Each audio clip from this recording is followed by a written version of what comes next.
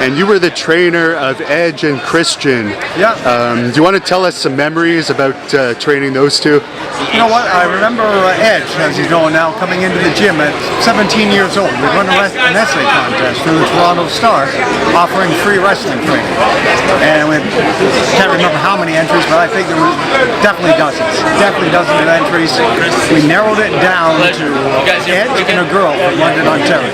We invited them both into the gym for interviews, and on the same day.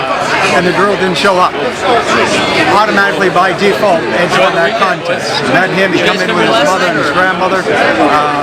Literally beat the shit out of him for about a year. Said, you know, now you can go out there and work. He said, Ron, I'm ready. I said, you're not ready. You're ready when I tell you you're ready. So I kept him, beat the hell out of him. When he was ready, now looking back, he realizes that holding him back was the right thing, because when I did say, okay, now you can work, he looks back on it now, he said, yeah, hell of a match. Christian come after Edge, same thing. Edge was already out wrestling. There's some, I see discrepancies out there that they trained together. They did not. They're lifelong friends. Edge went first, but Christian did come to each and every one of Edge's early matches or events that week. Everyone, he was there watching. Intently. After Edge had got out and started to wrestle, Christian decided, no, I'd like to train too. Got in contact with me, brought him in. He had his first match in our gym, Sully's gym. There must have been 50 people there if there was that. The ring was up in this table, cement. And I was talking to Christian today about that actually, as far as the training. I said, the ring we had was an old boxing ring. It wasn't a trampoline, and I used to torture him. And you know what? They're thankful for it now. I see some of the guys coming in today, and even Christian told me himself that it's not what they were. Do you think it's too easy to get trained and call yourself a wrestler today? It is now. You know what? It is now. A lot of the guys, especially I see a lot of these indie guys. Even some guys say that have shook hands with me that, oh, I was trained by Ron Hutchinson, and one girl I told, and I think she's working somewhere here this weekend. Her name is Portia Perez. She said, I was trained by so-and-so. I said, you trained him. I said, you know what? I know the name. I never trained him. Oh, well, he said you trained him. No.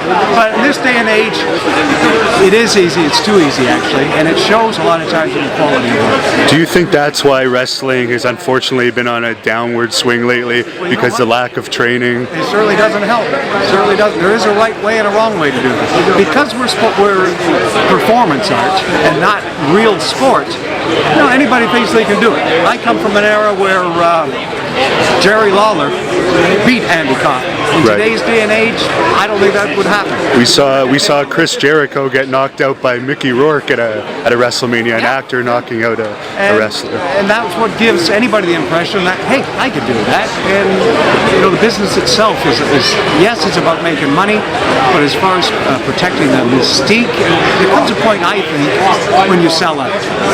But who am I to say anything, because they're making all kinds of money. Now, back to Edge and Christian, did you see anything special in them? Did you know they were going to be special, or did you just see them as other trainees?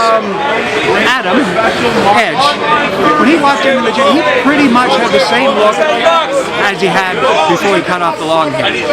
He come in at 17 years old, long blonde hair, about 6'4", and I thought to myself, the girls are going to love this guy. Right? A young kid, he was enthusiastic.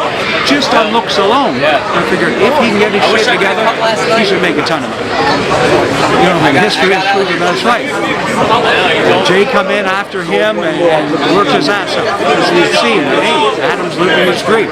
By that time he hadn't been signed or anything, but he started working around, and they love it. I think, just getting back to the training aspect, I think the difference between now and then is, in today's day and age, I don't think there's a lot of kids left anymore that grow up wanting to become pro wrestlers. Right. I think maybe if anything now they want to become UFC fighters, MMA fighters, but I think in my time, and maybe up to about, you know, when Adam and Jay started in the business, there were a lot of kids that's all they wanted to do. That was their dream, to become pro wrestlers.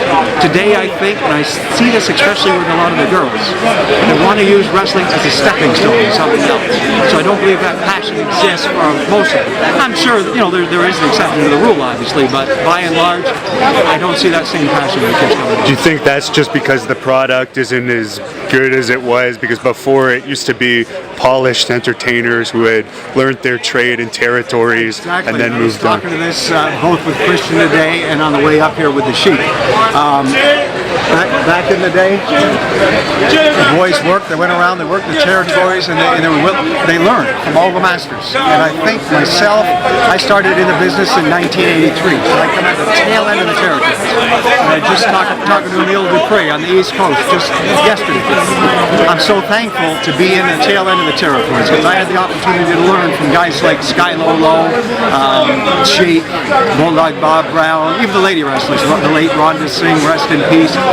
And back in the day, the boys could travel around and learn everything from all these guys. Now, and as we go into the future, unfortunately, what I see happening is that, yeah, they're going to learn, but they're all learning from the same company, the same guys. And the younger guys, unfortunately, and as a business as a whole, they don't have, are never going to have the opportunity. It's all the same style, because you certainly probably taught a different style than the Dungeon, which was a different style than... You had to respect the business, yeah. as you know yourself. Yeah. Now, I see... If you pay your money, someone will put you on a wrestling show. Yeah, and you know what, if you have boots, you can work the shows these days. And you don't have to be legitimately tough necessarily. No, when I did an interview with Jan Murphy, the Kingston Week Standard, right? True story. My trainers, Johnny Powers and Sweet Daddy Secret, Johnny Powers threatened to beat the shit out of us if we ever admit it, that what we do is not really on the up and up. Right? It's show business. My parents went to the grave without me telling them anything, because that's the way we were taught up to protect the business. Of course, they weren't fools. They had their suspicions, and they say they knew. But heaven forbid that I ever say anything, because back in the day we had to protect the business, and now I see a lack of respect. I don't see that protection of the business. They're making money. This event itself is, everybody thinks they're smarter than they were then. Do I personally think it's better in the long term for the business? No. Is it inevitable? I guess so. What are you doing today, by the way? Today I come out here with the Iron Sheik. I just got into town today. I've spent about 5 minutes in my hotel room. I've hooked up with the Sheik. I've hooked up with Christian, Bruno San Martino, and I rode here tonight with the Sheik. I know I got a couple of friends here today, and guys who I've never met before, like yourself, who I know of and I've chatted with on email and stuff. It's my pleasure to meet some of the people, and I'm here today for that. It's going to be a long night. Actually, after tonight's show, I'm going to hook up with Beth Phoenix, and I don't know when I'm going to go to bed.